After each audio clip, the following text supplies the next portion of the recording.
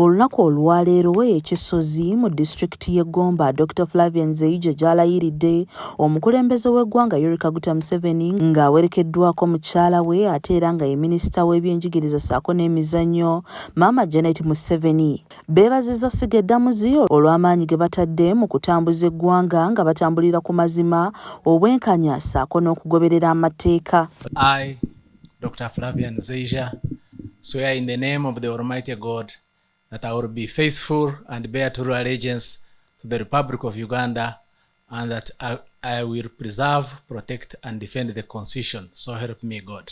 President Yoweri Kaguta Museveni agamba okuva ekibiina ekya National Resistance Movement we kyayingira mu buyinza, abakulembeze babadde bakola n'amaanyi ssaako n'okwagala eggwanga lyabwe, nga kino kireeseewo enkyukakyuka ereetedde essiga eddamuzi ssaako n'essiga ery'ebyobufuzi okuba nga likola mirembe. Ono asiimye akulira essiga eddamuzi abaddeko His Lordship Alfonso Winnie-Dolo okuba nga akoze n'amaanyi ng'atambuzza kkooti ku mazima n'obwenkanya ate era nga ligoberera amateeka.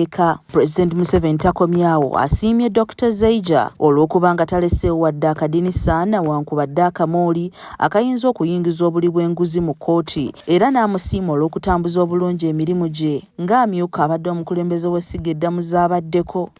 Now I'm glad you are emphasizing corruption, because corruption is the biggest problem, and you are also emphasizing citizens' intelligence, because that's what you are saying.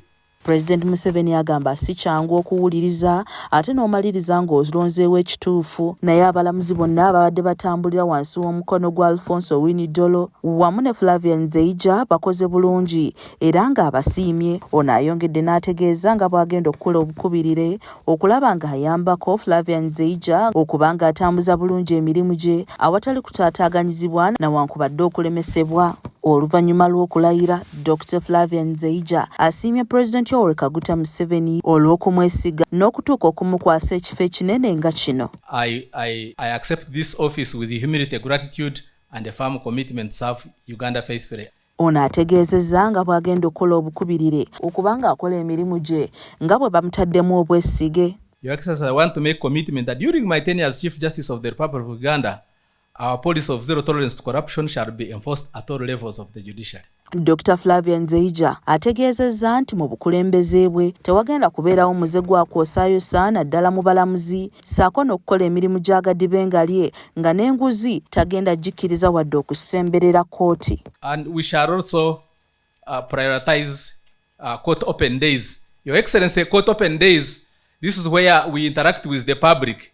The people are our bosses, so we interact with them to know how we are dispensing our justice. Ate yabadde omukulembeze w'essiga eddamuzi avuddeko Honorable Justice Winnie-Dolo atendereza Flavian Zeija ng'omuntu ow'amaanyi ateeruma ntama ate ng'anywerera ku kigambo kye nga nabwe kityo okusinziira ku ekyo kyali essiga eddamuzi liri mu mikono mituufu. I have the pleasure to congratulate my younger brother and successor, His Lordship Dr. Flavian Zeija, upon his appointment and eventual swearing in as Chief Justice of Uganda.